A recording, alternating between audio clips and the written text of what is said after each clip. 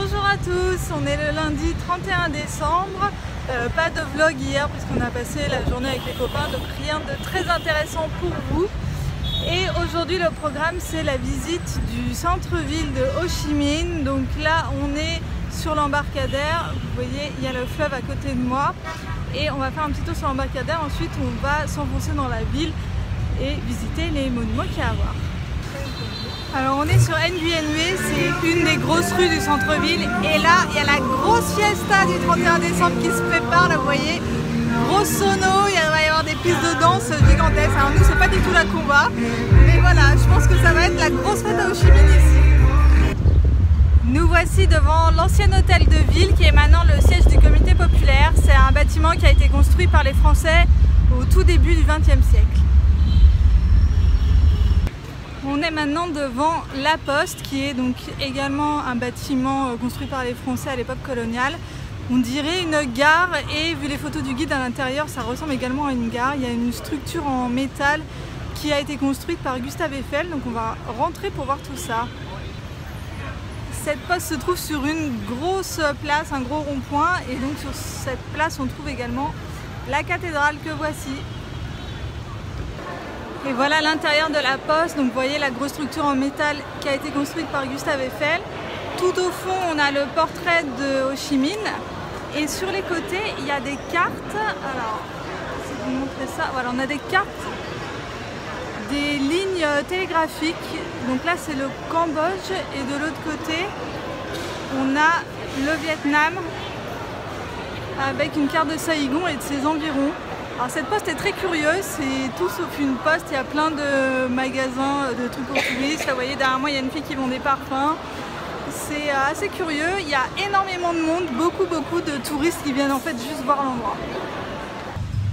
Là on s'apprête à aller visiter le palais d'unification que vous voyez derrière moi. Donc ça doit certainement être un bâtiment français également, c'était le palais du gouverneur d'Indochine dans les années 60. Alors si vous entendez de la grosse musique, il y a une scène en fait juste devant le palais où il y a les préparatifs du 31 là, qui sont en cours, ils sont en train de régler le son avec du gros rock. Donc voilà, on va rentrer dedans. Donc ce palais a été transformé en musée après l'unification du coup du Nord-Vietnam et du Sud-Vietnam, d'où son nom. Et on va rentrer, on va aller voir ça. Alors je vous ai peut-être dit des bêtises parce que 1960 les Français n'étaient plus là, c'était à l'époque de la guerre du Vietnam avec les Américains. Donc c'est peut-être un bâtiment américain, donc c'est pas précisé dans le guide, on va peut-être voir à l'intérieur, ce sera peut-être marqué. Alors dans ce palais on découvre beaucoup de mobilier des années 60-70. Il y a beaucoup de salles comme ça, des salles de réception ou des salles de conseil des ministres. Donc ici par exemple on a des salons de réception du président.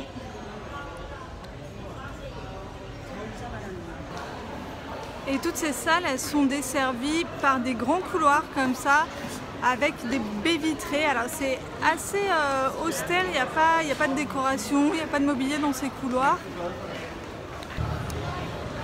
Bon alors on a eu la réponse, donc ce n'est pas un bâtiment ni français ni américain, c'est un bâtiment vietnamien qui a été construit par un architecte vietnamien qui a obtenu le prix de Rome par la suite. Ensuite on a des appartements privés. On fait un petit salon et on va voir le lit de l'autre côté.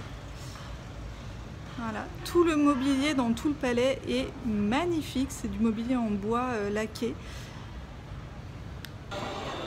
Et ensuite au dernier étage, on a une piste d'hélicoptère là que vous voyez l'hélicoptère qui est là, ici.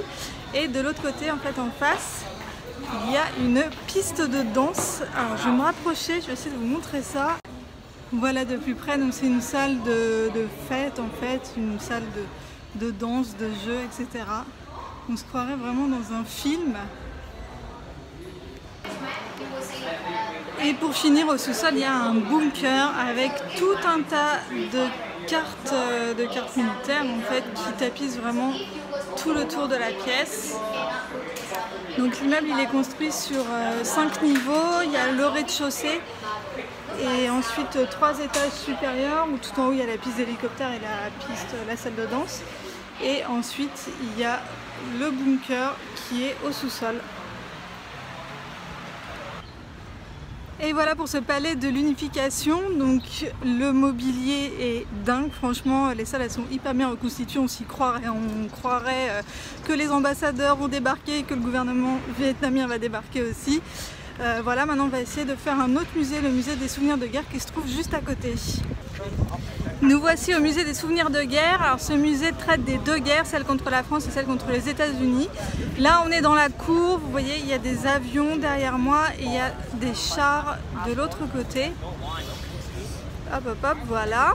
Je suis pas sûre de faire beaucoup de films à l'intérieur parce que je sens que ça va pas être quelque chose de très joyeux. Je vais plutôt vous retrouver à la sortie pour vous dire ce que j'en ai pensé.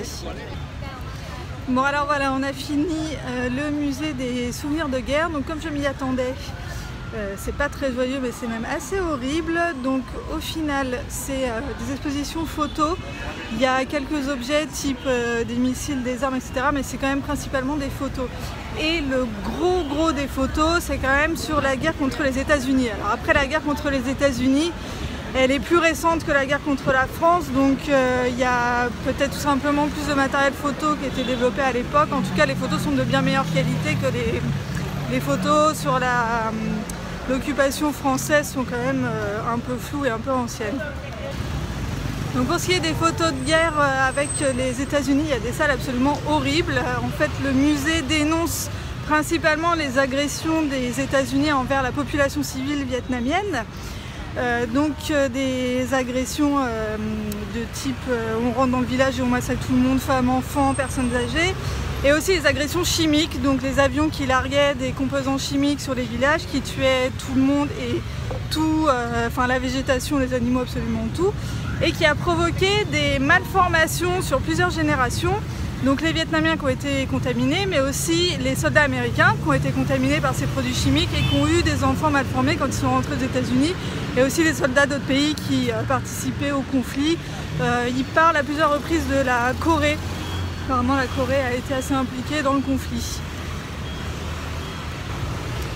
Ensuite il y a une salle avec des photos de guerre qui sont assez horribles, et moi il y a une partie de cette salle que je n'ai pas été voir parce que c'était vraiment trop hardcore quoi. Et il y a également une salle sur des photos des reporters de guerre qui sont morts pendant le conflit. Et enfin, il y a une salle qui est peut-être la pire de toutes, ce sont les dessins d'enfants. Donc c'est une petite salle, mais il y a quand même pas mal de dessins d'enfants. Et voilà, c'est les enfants qui dessinent la guerre. Et alors ça, c'est vraiment particulièrement atroce, quoi. Donc en conclusion, ce musée est vraiment à faire puisque c'est assez cru, mais il relate quand même l'histoire, la triste histoire contemporaine du Vietnam. Et donc voilà, donc sur ce on a fini le programme de la journée. Donc voilà, on va se rentrer, on va sûrement aller manger un petit morceau et puis se préparer pour la soirée du 31 de ce soir.